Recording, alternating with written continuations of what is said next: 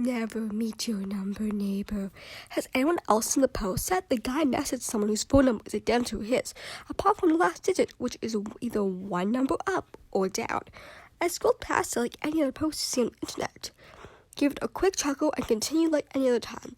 The idea was pretty absurd, I thought, especially with how easy it is to look someone up these days. Not to mention you have the same area code, and there's a lot of lunatics out there looking for a reason. Those thoughts came and went, and before I knew it, I was going about my day as usual. When I felt my pocket buzz, my hands were full of groceries at the time, so I didn't pay much attention to it. But it continued to buzz at random intervals. When I finished putting away everything, I was able to reach into my pocket and pull out my phone. "Hello," the text read.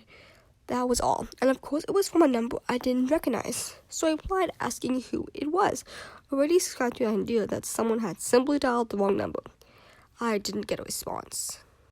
I continued doing my chores without interruptions until the sun began to set, and my pocket vibrated again. It startled me. It has been several hours since the inventor first messaged me. I figured they realized their mistake and just moved on, but there was again another message. "What time is it? Where you are?" The message completely ignored my earlier inquiry, and I nearly decided just to block the number after that. I scrolled and I read the number to myself. It was the same area code as mine, so why were they asking me what time it was? That's when I had the chance to go over the number in my head. You don't say your own number out loud very often, so it can be pretty easy not to recognize it immediately upon seeing it.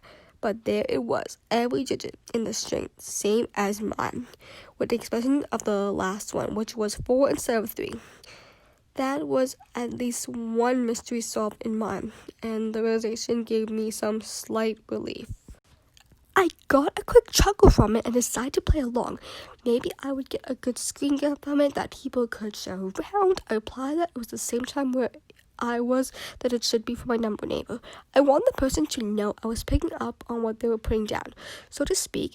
"Is it hot where you are?" that a new text read. The message came in much faster. I was already getting the feeling that the person was either confused, was having a one-way conversation, or perhaps they were just trying to lure me into saying something stupid so they could post it online.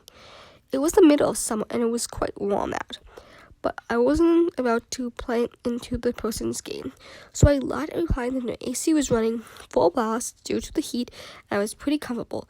Almost immediately, the new text came in through vibration from shaking my hand. "Your AC isn't on," it read.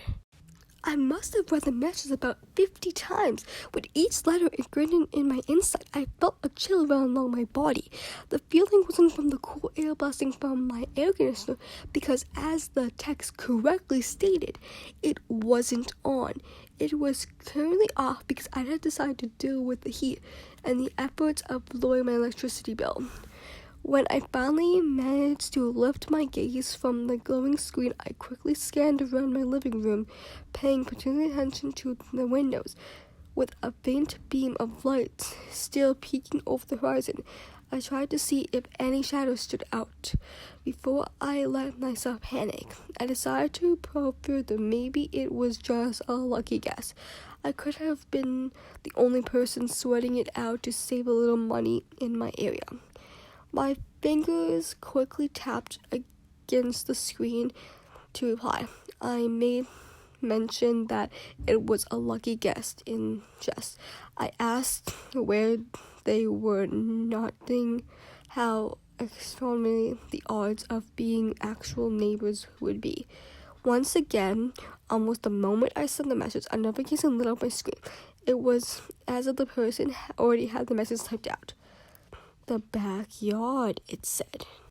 Another message quickly followed it, this time containing my home address. I didn't stand there and stare at the message this time. Instead, I slipped my phone in my pocket and started moving towards my number neighbor's supposed location. When I got close to the kitchen, which had a large sliding glass door that overlooked my backyard, I stopped with my hands in the doorway. I slowly peeked around the corner to try to get a look at the yard. The first thing that became clear was that the motion lens hadn't been triggered, and since by then the sun had no longer offering light, it was difficult to make anything out. I felt the rhythm beating up my heart as I peered into the darkness trying to get my eyes to adjust. Either there was no one there, whoever was there was sitting pretty still for a long time. My heart nearly stopped working altogether when my phone vibrated once again.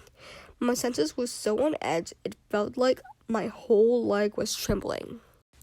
Ducking back behind the doorframe with the glow of my mobile screen, the only source of light, I realized just how dark it has become. "Don't be afraid, we're neighbors now," the latest message read. Just as I finished reading it, beams of light pierced through the darkness, pressing against my back. The motion light has been triggered. Through my body was shaking and I wanted to shut down. I fought an urge and went to make an emergency call service. But as soon as I clicked on the icon to dial a number, I received another text. It said, "We're neighbors, Darcy." The message halted my movement. It would be one thing if the person knew my name, but so for me he would call me Darcy. My fingers lowered to press again the number 9. "We're neighbors, Darcy," and another message come up through again, and when the notifications for the text went away, it repeated yet again. One after another, the same text appeared on top of my phone. I could feel my phone rattling constantly as the stream of notifications struggled to come through. They just kept coming in faster than my phone can keep up with. The number of notifications on top ever going quickly, numbering the hundreds. When I was finally able to press one key, getting closer to making my call, I watched in horror as my input failed to register and the phone began to lag. All my texts coming in were slowing my phone down dramatically. My breath caught in my lungs after I pressed the final button and I waited for the number I just called to appear on the screen. Finally it did, and I let out a breath I'd been holding with a relief sigh. I pressed the green key to connect the call.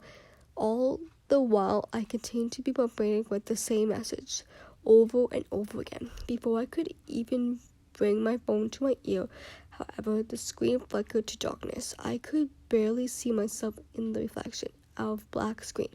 I could see myself just enough to watch my expression on my face drop. I was caught up in my emotions. I hadn't even noticed how hot my phone and my hands had been getting. The device was working overtime trying to get through the messages. I cursed myself for not buying a newer phone model. With the phone overheating, it must have just shut off, down, or die. Either way, I was left completely alone and defenseless. With my motion light having gone out again, I had no idea where my neighbor was anymore. I clutched my phone and tried staying my breathing, but my efforts to calm myself were cut short as I heard a distant crash coming from my living room. The sound of something had puncturing a window. I recalled in response to the impact and waited for something else to happen. If someone was going to climb in, they would have made a bit of a noise and give away their position. But I heard nothing, only my heart stopped breathing and filled the air. Then there was a click, a simple turn of a dial that caused my noisy AC unit to rattle to life and begin humming. It occurred to me that any shuffling sound from outside would be easily drawn out by the noise my air conditioner was producing. I quickly turned and made my way to my back door. I thought if I was fast enough, I could make it out before the person got back. The light hasn't gone off yet, so I thought it was safe to make a run for it. Approaching the sliding glass door, my hopes were quickly dashed. The lights hadn't gone off again because they were dismantled. They were laying discarded on the patio, bits of it laying around like it's been mauled. Panic set in as I realized the broken light had company. An impostor figure, a man easily the size of a bear, stood just inches behind it. My eyes shut tight and I could feel the thin veins of my liquid being pushed on to my cheeks.